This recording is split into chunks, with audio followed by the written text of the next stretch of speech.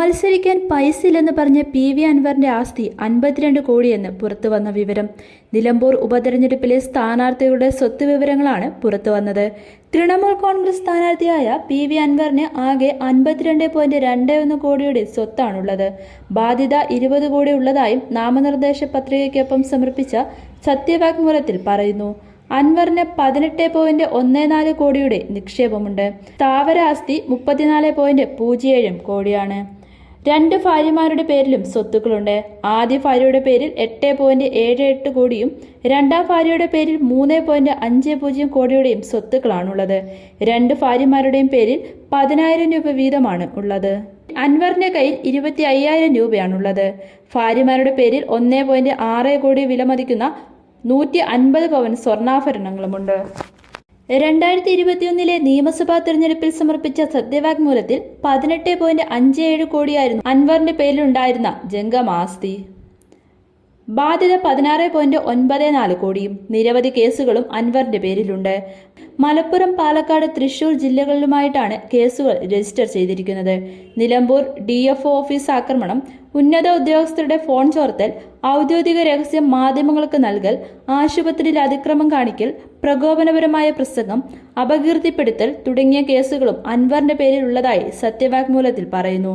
അതേസമയം LDF സ്ഥാനാർത്ഥി M സ്വരാജിന് ആകെയുള്ള സ്വത്ത് 63.90 ലക്ഷം രൂപയാണ്. 20 ലക്ഷം രൂപയാണ് ബാധ്യത. ഭാര്യയ്ക്ക് 94.91 ലക്ഷം രൂപയുടെ സ്വത്തുക്കളുണ്ട്. 25.47 ലക്ഷം രൂപയാണ് ബാധ്യത. കൈവശമുള്ളത് 550 രൂപയും സ്വർണമായി 25 പവനുണ്ട്. സ്വരാജിന്റെ പേരിൽ വാഹനമില്ല. എന്നാൽ ഭാര്യയുടെ പേരിൽ 2 വാഹനങ്ങളുണ്ട്. UDF സ്ഥാനാർത്ഥി ആര്യയുടെ ഷൗക്കത്തിന്റെ ആസ്തി 8 കോടിയോളം രൂപയാണ്. ബാധ്യത 72 ലക്ഷവും. ജംഗമ ആസ്തി 83 ലക്ഷം രൂപയാണ്. സ്ഥാപന വസ്തുക്കളുടെ ആകെ മൂല്യം 4 കോടിയാണ്. 800 ഗ്രാം സ്വർണവുമുണ്ട്. അതേസമയം പോരാട്ടം മുറുകുകയാണ്. നിലമ്പൂർ ആർക്കൊപ്പം എന്നതിൽ ആശങ്കയും ശക്തമാകുന്നു.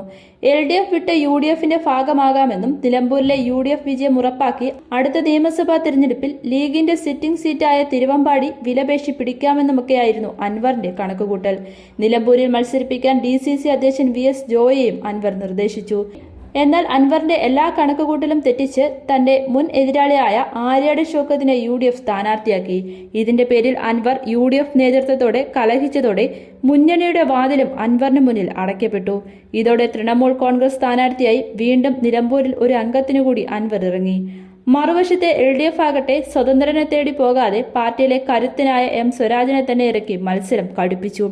വാശിയും ശക്തവുമായ പോരാട്ടത്തിനാണ് ഇപ്പോൾ നിലമ്പൂർ വേദിയായിരിക്കുന്നത്. 3 സ്ഥാനാർത്ഥികളും ഒരുപോലെ വിജയം അവകാശപ്പെടുന്നു. കഴിഞ്ഞ നിയമസഭാ തെരഞ്ഞെടുപ്പിൽ 2700 വോട്ടിന്റെ ഭൂരിപക്ഷത്തിലായിരുന്നു മണ്ഡലത്തിൽ അൻവർ വിജയിച്ചത്.